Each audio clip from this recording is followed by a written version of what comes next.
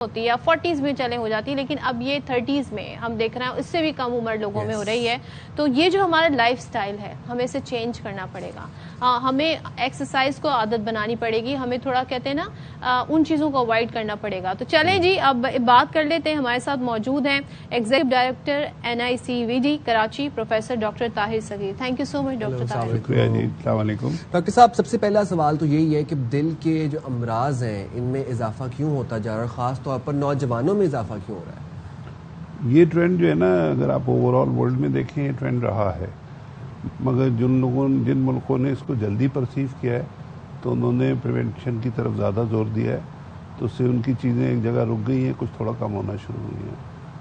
हमारे यहाँ कहावत सबसे बड़ी ये है कि जो हेल्दी फूड है उसका लोगों को एहसास नहीं है और ना वो उसको हेल्दी फूड समझते हैं। हमारे यहाँ जो जंक फूड है उस पर बहुत ज़्यादा स्ट्रेस है, वो एक स्टेटस सिंबल भी बन गया है। दूसरी चीज़, फूड के साथ हमारे यहाँ किसी किस्म का फिज़िकल एक्टिविटी का रुझान नहीं है। आम तौर पे देखा ये गया है कि आपने अगर मोहल्ले में जाके डबल रोटी लेनी है तो भी गाड़ी में जाएंगे या मोटरसाइकिल पे जाएंगे, तो ऑनलाइन मंगा लेंगे। जी हाँ, ऑनलाइन तो बहुत ज़्यादा तकलीफ हो गई ये बात, क्योंकि उसमें आपको पता ही नहीं होता है। सुबह जो खाली शॉपर पड़े होते हैं तो पता चलता है कि भाई रात को क्या हुआ। बिल्कुल, बच्चों ने क्या कार्रवाई की है रात? जी हाँ। तीसरी चीज़ जो यंगर जनरेशन में, अब तो खैर मोबाइल की वजह से बड़ों में भी आ गया है कि वो लेट नाइट सोने का जो रुझान है उसकी वजह से ब्लड प्रेशर की जो फ्रीक्वेंसी वो बढ़ती चली जा रही है, स्पेशली यंग एज में। मौरूसी एलिमेंट जो हार्ट अटैक का है वो अपनी जगह पे, वो तो कोई इतना वो मैटर नहीं करता, क्योंकि वो तो जो मौरूसी जिनमें है उनमें होगा। इसी तरह अगर आप देखें शुगर के जो मरीज़ हैं उनका ट्रेंड पाकिस्तान में ओवरऑल यंगर एज में आ गया है। और शुगर को बाय इटसेल्फ हम कहते हैं कि वो इक्वलेंट है हार्ट डिजीज़ की, जो शरीयानों की कॉर्नी आर्टरी डिजीज़ है। तो ये सारे फैक्टर्स मिला के चीज़ों को ख़राब कर रहे हैं। हमें करना क्या चाहिए? हमें जो हेल्दी हैबिट्स हैं, हेल्दी लाइफस्टाइल है, वो सारी चीज़ें करनी चाहिए। एक चीज़ अब हम नई शुरू कर रहे हैं, वो हमने रखा है फैंटास्टिक 4। अच्छा। तो वो लोग समझेंगे चल कार्टून दिखाएंगे, तो ऐसी बात नहीं है। फैंटास्टिक 4 में जो है ना, हम लोगों को इस चीज़ पे एजुकेट करेंगे कि आपके नंबर ये होने चाहिए। सही। आपकी वेस्ट सरकमफ्रेंस मेल में ये हो, फीमेल में ये हो, आपके शुगर के नंबर ये होने चाहिए, आपका कोलेस्ट्रॉल का नंबर ये होना चाहिए। तो ये 4 फैक्टर चार नंबर जो हैं हम उनको याद कराएंगे।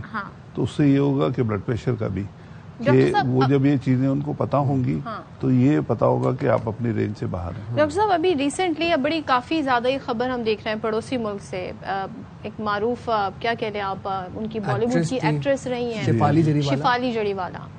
She was just 42 years old और फिट थी, प्रॉपर वो जिम जाती थी, अपनी डाइट का ख्याल रखती थी, योगा जो है वो करती थी। कार्डियक अरेस्ट हुआ, सडन डेथ हुई, हॉस्पिटल गई तो she was declared dead.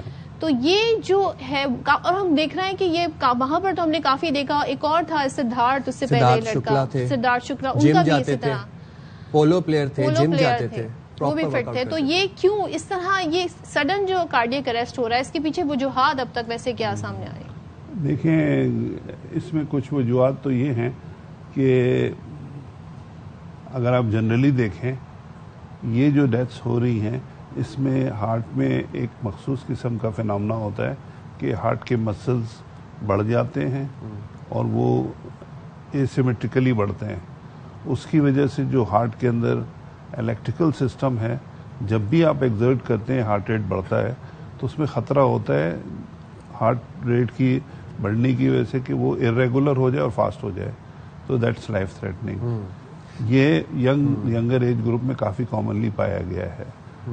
May be ये फिनोमेना हो। दूसरे, आपकी शायद नॉलेज में होगा, आप लोगों को पता है कुछ थोड़े से इलिसिट ड्रग्स वगैरह का इस्तेमाल बहुत है हमारे लोगों में, तो वो भी एक फिनोमेना बनता है। देन फिर ये है कि डेफिनेटली जो कॉर्नरी आर्टरी डिजीज़ है over a period of time होती है, ऐसे नहीं कि मलेरिया की तरह हुई और 7 दिन में ठीक हो गई।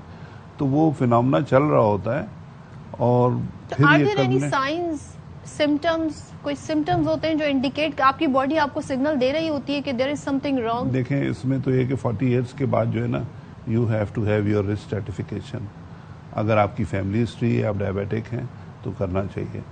अदरवाइज अगर कोई सिम्टम्स अनयूजुअल मिलते हैं तो आपको कंसल्ट करना चाहिए।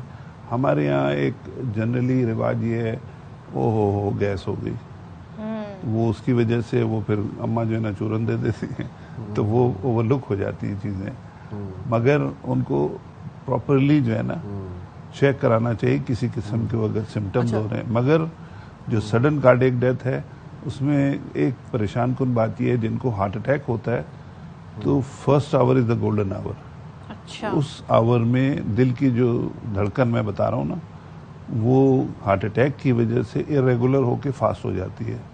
अगर तो आप किसी ऐसी जगह पे हैं जहाँ पे फैसिलिटी है तो वो कार्डियोवर्ट कर लेते हैं, अगर नहीं है तो गोल्डन आवर में ये डेथ जो होती है ये फिर इसकी वजह से। डॉक्टर साहब, हमारा यहाँ पर एक मसला गजा का भी है और उसमें सबसे जो की फैक्टर है वो है घी।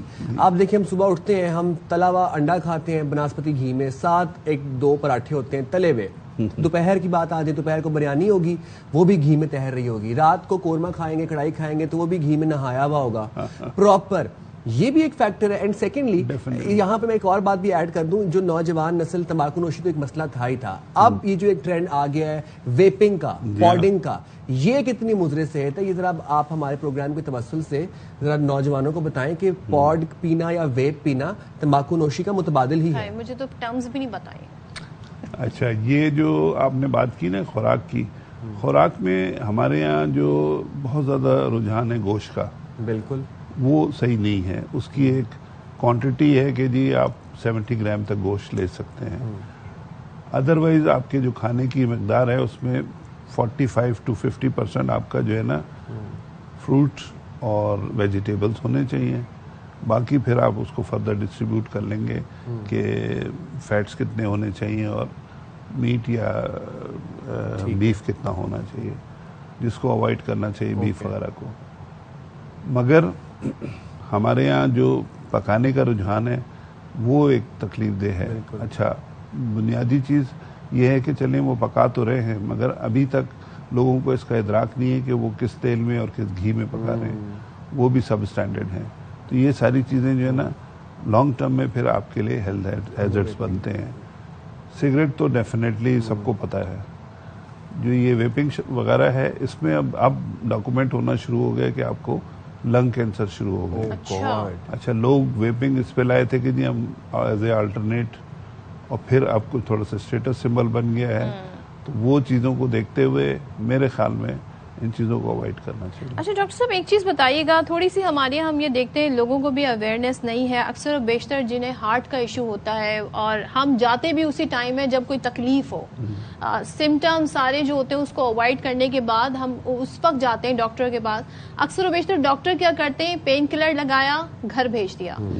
आपके ख्याल में एक पेशेंट को कितना ऑब्जर्वेशन में कितने घंटे रखने चाहिए? क्योंकि बाद में वही पेशेंट जब घर आता है, जैसे पेन किलर लगाए, कुछ ही देर बाद उसकी घर में डेथ हो जाती है। जी हाँ, ये एक रेयर फिनोमेना है, मगर हम कॉमनली ऑब्जर्व कर लेते हैं, इसलिए कि हमारे पास नंबर ऑफ पेशेंट्स बहुत आ रहे हैं और हमें फिर फीडबैक मिलता है।